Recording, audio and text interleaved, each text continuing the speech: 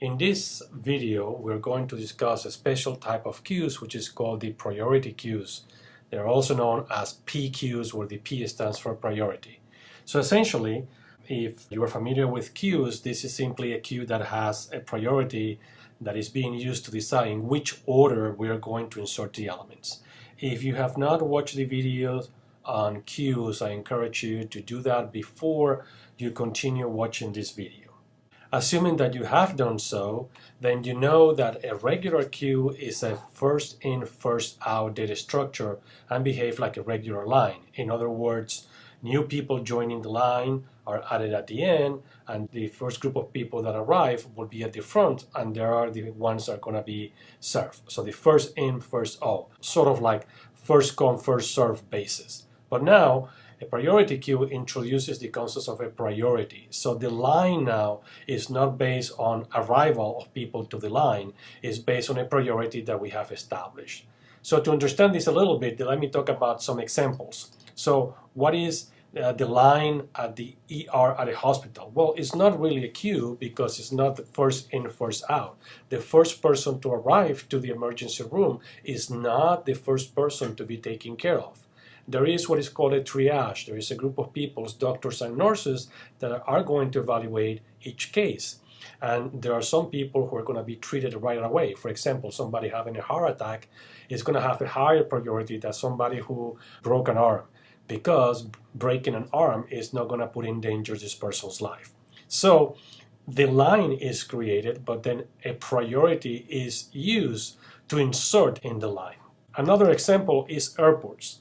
Think about airplanes that are waiting to take off and airplanes that are waiting to land in the airport. So there are two different queues. There are two different lines. One queue for the flights that wants to take off, and one queue for the flights that want to land. Of course, of those two, the one with a higher priority will be the airplanes which want to land, because there is a risk that they may run out of gas and they need to land as soon as possible. So the people at the control tower are deciding which airplanes are going to land and which airplanes are going to take off, and they're creating sort of a queue. But the queue is not a first come, first served basis. It's an orderly priority where the airplanes landing have a higher priority than the airplanes taking off. Another example that you probably have been exposed many times is when you arrive to a restaurant and they ask you how many people in your party. And then the hostess goes and fills out a form in which she or he is prioritizing when you're going to be seated based on the numbers of people. Of course, if your party is a party of 2, you have better chances, right? You have a higher priority than if your party is a party of 7. So people arriving at the restaurant is not really a queue, it's a priority queue. So these are just 3 very simple examples for you to understand how the introduction of the priority affects the queue. Also remember that in general, a queue doesn't store items by value. It's only by position. In the case of a queue, we insert at the end and then we delete from the front of the queue. But now, in the case of priority queue, we are introducing a position, a priority that is going to determine the position. So the methods happens to be the same. Okay, so we still talk about an in queue to add, a DQ to remove, a pick, and it's empty. The DQ method still removes the person at the front of the queue. Priority or no priority, the person who is at the front of the queue is the first one to be removed from the queue. Pick give us access to the first value in the queue, and is empty tell us whether or not the queue is empty. The changes happens in the end queue.